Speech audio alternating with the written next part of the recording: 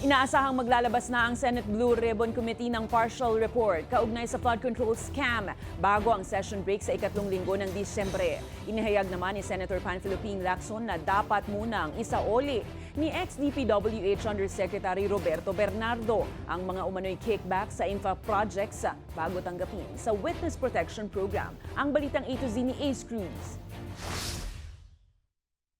Hindi pa tatapusin ni Blue Ribbon Committee Chairperson Panfilo Lacson ang pagdinig sa flood control projects.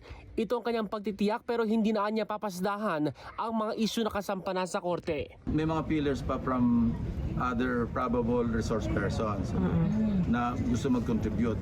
We're still assessing kung mag-contribute talaga sila doon sa information gathering na ginagawa ng Blue Ribbon. Umasa si Lacson na magkakaroon ng susunod na pagdinig bagong session break sa ikatlong linggo ng Disyembre. Target din makapagpalabas ng partial committee report. Pag dala-dalawa tatlong ahensya nag-imbestiga, nagugulahan lang ho eh. At saka napapansin mo natin, parang nagiging parang telenovela ho pag yung hearing dito sa Blue Ribbon. Kaya nga po ang gagawin ho natin, bibigyan nila ho namin lahat ng ebidensya po, lahat doon po sa ICI. Bahala na ho sila.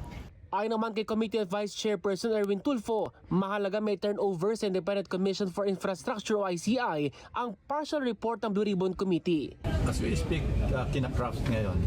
So pag natapos, after the budget debates dito, then pwedeng sponsor sa floor.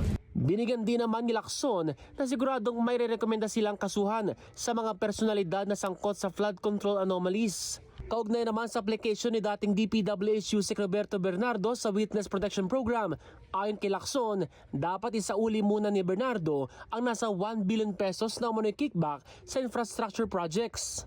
Sa tingin ko lang wala akong pinagbabasihan.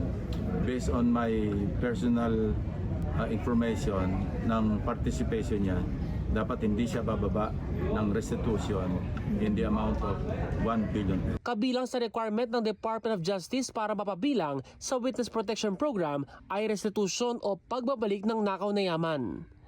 Para sa Balitang A to Z, Ace Cruz.